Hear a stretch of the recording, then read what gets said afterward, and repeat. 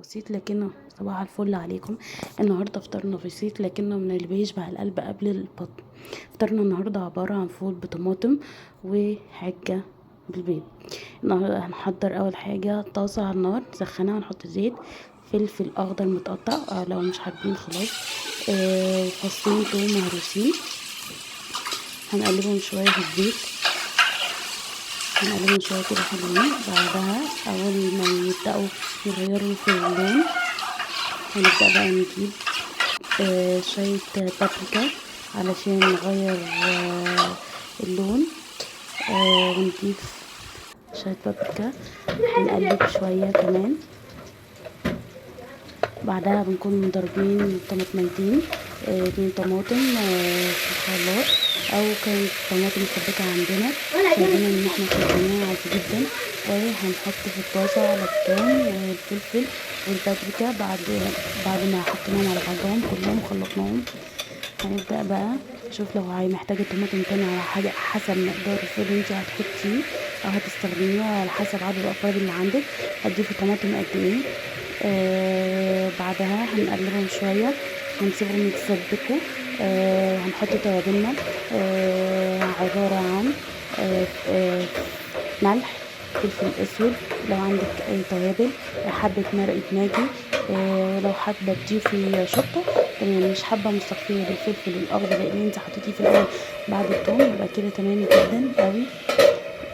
لو انتم مش بتحبوا الحاجة السبايسي يعني هنخليهم يتسبكوا حبة. لو حسيتي ان الطماطم قلت او محتاجة يعني شوية ممكن تديها شوية طماطم شوية مية، لو حسيتي ان هي خلاص هتنشف في الصينية منك او اي حاجة. بعدها هتجيبي، كان عندي شوية فول من امبارح باتين في التلاجة، جبتهم وضفتهم. هو مش فول علب، لا فول من عند بتاع الفول العادي يعني كده، مش علب خالص. ضفتهم بقى على الطماطم بتاعتهم، قلبتهم وسبتهم يتسبكوا. بدأت اعمل العجة بتاعتنا. جبت بصل، واللي كان على البصل من فوق ده يا حبايبي ده توابل علشان الفلفل الاسود وشويه توابل عندي وملح، علشان بس ريحه البصل ما تغيرش وتبقى مش لطيفه يعني تمام. فحطيتها وسبتهم على بال ما احضر الفول. كنت محضره طبعا البصله مقطعاه علشان ما يطلعش ريحتها وتبقى ريحتها ريحتها مش لطيفه يعني. طبعا هنا كان الفول استوى. بدأت طبعا انقله من على العين، يعني البوتاجاز المفتوحة، هنقله بقى اركنه وابدأ طبعا اعمل في العجة. طبعا بنقله زي ما انتم شايفين، اغطيه طبعا عشان ما يلحقوش اي اتربه ولا اي حاجه ولا اي حشره تكون داخله كده او كده. هبدأ بقى احط فلفل اخضر، احنا بنحب طبعا الحاجه سبايسي جدا، فالفلفل الاخضر ده كنت مقطعاه للفول واللي اتبقى حطيته اللي على البصل والعجة. حطيت التوابل اللي هي برضه كانت حبه بابريكا، مرقه ماجي، توابل كانت عندي مخلطه 7 بهارات، فلفل اسود، كمان حطيت دقيق، حطيت حبة مية، وكنت ضربة البيض.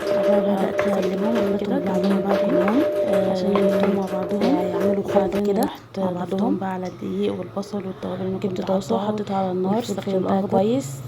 بعدها حطيت الزيت، استنيت لما سخن وزيت قدح.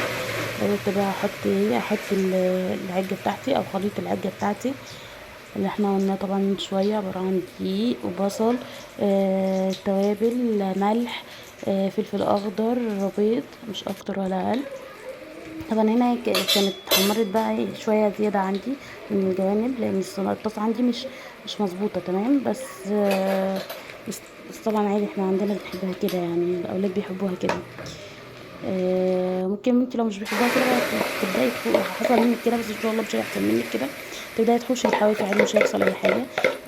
طبعا انا قسمتها على 2 علشان ما تبقاش تخينه مني وما تبقاش طريه او مايه من جوه، لا.